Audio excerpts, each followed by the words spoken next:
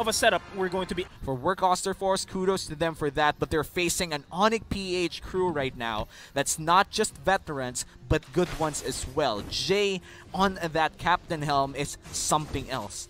Not just a caring captain, but also a competitive one as well. I mean, it's all about the competitive aspect here in the Mobile Legends profession. Yeah. And even more so if I'm just biased towards tank mains because I am a tank main myself. So if I see good plays from tanks, I would really call it out. And knowing Jay for the longest time in the MPL, he has been consistent in his tank pickups. Yeah, and consistency is something that tanks really do need, because tanks are the ones that set a lot of things up for their teams. If they're not consistent, it's going to be really hard for the carries to pick up. The core won't be able to survive that much, or the core won't even have a lot of kills to begin with. So far, these teams are just battling it out for some objectives, really small ones. The first major objective would be that turtle fight 40 seconds from now. Yeah, and they're already trying to secure the momentum here for the top lane in order for them to really get the edge on that turtle pick. And meanwhile, we're just actually going to be eyeing out Unravel, see if as soon as he reaches level 4, what type of playstyle he's going to play. Yeah, and look at the Uranus, just cutting the lane, making sure that he gets enough pressure around the lane. This is the power of the Uranus pick, especially against Benedetta. And they're actually trying to eye out a gank over in the top lane. Meanwhile, bottom lane, Jay will force out the Guardian's Barrier to give Unravel not much of an easy time for himself, but Chu is already cutting out the waves as well, getting priority over the turtle, and all Unraveling RTZ needs to do is rejoin the fight because ONIC PH, they are going to be joining in on this potential fight. Unravel is charging up the revenge. Dilar is the target here for 3 Martezi and Chu in the top lane, and they might just be able to zone them out. Jay getting a chunk of a lot of the damage, and the flame shot from Arteezy will secure that kill. That's the first blood of the game. But Kyrie, I think he would want to retaliate for his team. He does have the defensive plays available. Arteezy falls down. Here comes the Fettered Airstrike. They are zoning out the members from Work Auster Force from securing the turtle. That's already falling into the hands of Chu, and 3 Martezi is stuck between a rock and a hard place. Dilar already low in HP. Chu's going to be joining in on the fight. Here comes the Rhapsody. And here comes the... Not really, not yet. He's going to be throwing out the Rhapsody right now. Gets the kill onto Hay, but it's actually 3 Martezi that secures that. And Dilar and Jay, they are going to be leaning on over towards this top lane jungle. Well, it is going to be a 2-for-2, but the turtle goes for the side of Work Auster Force and the first blood as well. That's why we see a slight gold lead inside of Work Auster Force. Again, the turtle plus the first blood, they definitely won that trade. And in the bottom lane, a 1v1, Yaknu will be able to dodge out a lot of that Feathered Airstrike, but so far, in terms of poking, Kosei has been very good in damaging that Lunox. And you can't blame him because the Farsa has far more superior range than the Lunox, so there's really nothing much that Yaknu can do there in the side lanes until he gets help from ONIC. Meanwhile, 60 seconds until the next turtle. Work Auster Force, they're working on the priorities on all the lanes in the top and in the mid lane. Meanwhile, it's Unravel already level 4, looking for an opportunity to get a gank. Kosei will be using the wings by wings to get away. Yeah, you don't want to be in that type of range against the Lunox. The Lunox pick is definitely one of the more, let's just say, painful mages in that type of range. Again, darkness plus brilliance. That's not a lot of counterplay that you could do with that. Man, I just saw Unravel pop his ultimate.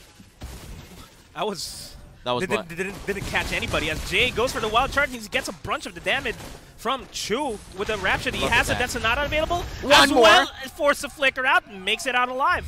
Almost dying to the Death Sonata there. And this is what you want to see. The aggression coming in. Feathered Airstrike plus Death Sonata. Not a lot of people could survive that, especially in the early game.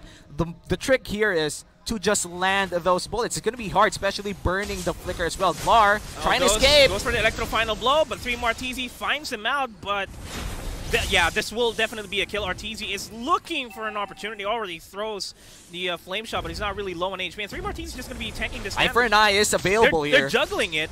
Eye for an Eye already used up, and he will fall down as the turtle will be reset by Work Auster Force because there was a contingency here from ONIC PH trying to go for the invade.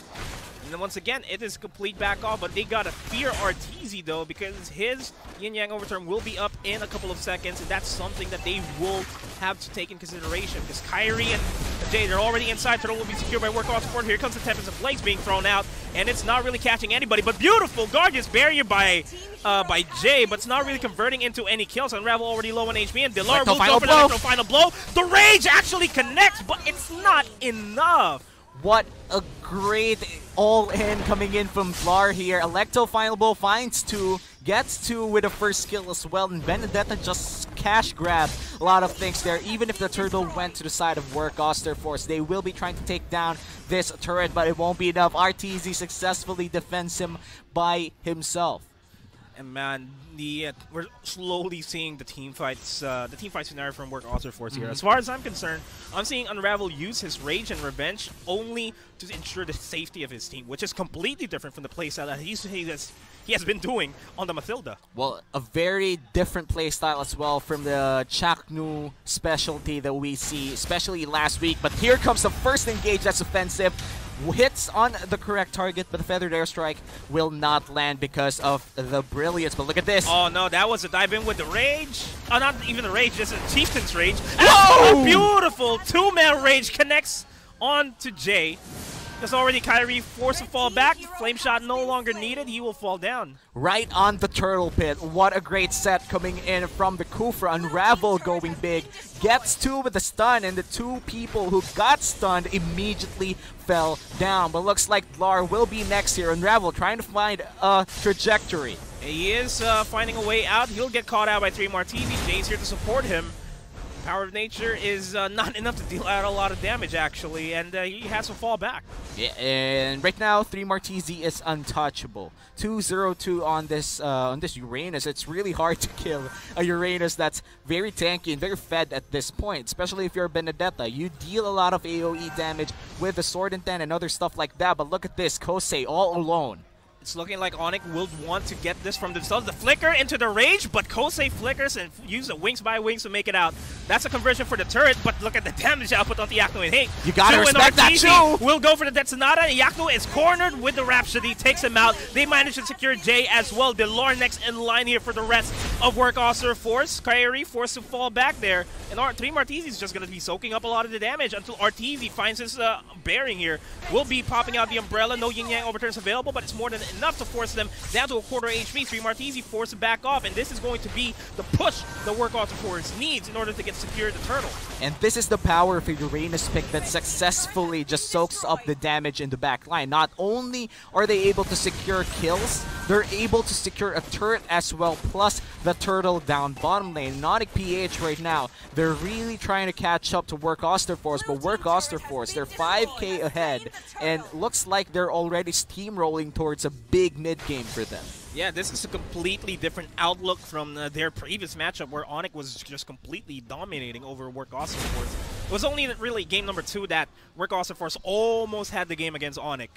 Yeah, and right now, Work Auster Force, they are ahead, but ONIC PH, I feel like they're waiting for the perfect opportunity to just have hate online, but Jay right now, 0-3-0 on this Grok. Doesn't matter that much, the Guardian's Barrier has been really good at this game, but not always converting kills. And 3 Martizi will be caught against 4 members. There's nobody tanky enough to sustain against 4 members here, and he's forced to flicker out.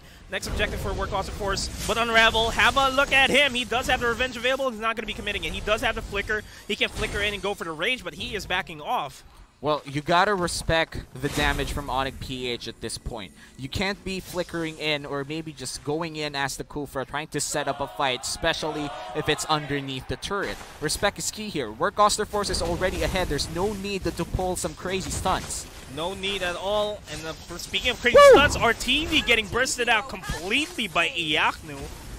That's Unravel, no longer available here. Gets the Revenge though, but it's not going to factor in as much. Chu dishing out a lot of damage on the Kyrie. 3 Martizi just throws out the uncalled him moons. I don't know, but look at this. The damage from Chu though might just get Iaknu one more shot, and that's going to be the Lunox going down. Work Auster Force now ahead by 5,000 gold. And they're ahead in terms of map control here. All the lanes are already pushing up towards the side. ONIC PH, save for the mid lane. They're already working wonders here. But just Chu and Kosei here in the mid lane. The Feathered Airstrike. 3 Martizi is going to be in the back lane, focusing on hate. And Jay is caught all alone. Oh no. Rage! 3 Martisi trying to catch up. The dash not actually going to be catching anybody there. 3 Martisi is just going to cut the lanes. Dilar might be overstaying his welcome, and Unravel charging up the revenge, not following through. Yeah, and right now, Work Auster Force have complete control of the mid game.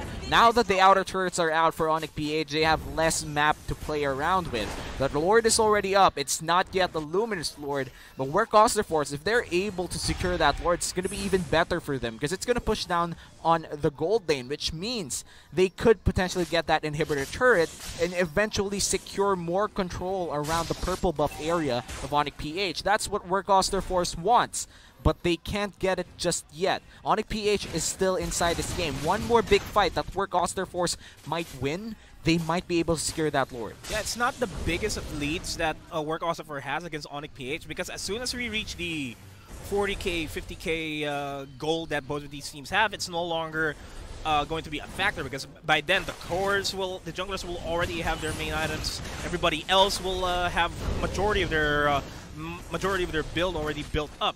And it's all about the positioning from then onwards. But speaking of positioning work, they're positioning themselves right here in the middle, looking for an opportunity. Electro final blow! Why would you do the electro final blow? Good thing he has the eye for an eye to escape that. And not just eye for an eye, but also sword intent, enough sword intent to just dash away twice and burn the feathered airstrike. I feel like the cooldown for feathered airstrike and electro final blow, I would say electro final blow has a shorter cooldown at this point, but it's still not that far off. So that's the electro final blow out for ONIC PH, and the feathered airstrike already up. Look at the damage. Is going to cry, no pun intended, for those who understand Tagalog for that matter. Will be taken out as Dilar gets taken out by 3 Martisi. The revenge is actually connect, and that's a big opening the Work Auster Force wants. Yeah, and Hate finally goes down here. 1, 2, and 4 on the Ling. And right now, ONIC PH, they're losing control of this Lord take for Work Auster Force, and I feel like they won't even contest this. The Lord will be free. Already a Luminous Lord. It's 12 minutes and 30 seconds, and this is going to be massive for Work Auster Force. It will push down in gold lane, or possibly mid lane. Actually, no, it's going to go down in gold lane, and this might mean an immediate inhibitor turret. It has to be. Lord will be marching on over towards the bottom lane, mid lane, and top lane is about to be pushed out by Work Auster Force. So a lot of sieging potential for themselves, but they have to worry about Hate's positioning though. Yeah, they really have to worry with Hate's positioning. The last fight, Hate went on the backside in front of the Granger. As a Ling, you want that. You want to be able to fight a marksman head-on, but the problem is, Chu is 3-1 and 5. That Rhapsody will hurt like a truck, and right now, going in front of the marksman is not a smart idea. Hey, beautiful feathered airstrike. Jay will get caught up by the revenge, but Hate takes one. That's a position that we want from Hate. And look at the HP being completely depleted though in the backlines of ONIC PH, but it doesn't matter because they will be sustaining themselves throughout this entire fight. Now, Work Auster Force is now down to a 2v3. They're still relatively healthy. Dilar already low. Jay will get taken out. And 3 Martisi and Unravel will chase down the Hate, the squishies. No matter how painful you are, the two tanks will always prevail. And they're already CG on the top lane. Electro final blow will be thrown out, but it's not enough to save this turret at all. They're focusing their attention over in the mid lane, and they're applying a lot of pressure here in this map. They get the knockup onto Dilar. Unravel's low on HP. Hate will be rejoining the fight, but that has to be a disengage for ONIC. Just when you thought ONIC PH finally found the fight that they would have won, for some reason, 3 Martisi and Unravel found more opportunities with the health that they have. Yes, the backlines were completely destroyed by ONIC PH. RTZ immediately gone. Chu and Kosei are down, but also look at this! They get Hate! That is a big pickup from Work Auster Force, and now they don't have much damage to go up against the Work Auster Force lineup here. 3 Martisi's just going to soak up the damage. Iaku's already low HP. No! The Yin Yang overturn has already been complete. Low HP! And now Kairi will not be able to go for the Chieftain's Rage. Will get taken out, and Dilar is gone. This is the game 1. Yeah, game 1 looks to be a wipeout for Work Auster Force. The turrets are out. They're going in. They have one lone minion. They're just doing it again with a TP from Work Auster Force as they secure game 1 of this best of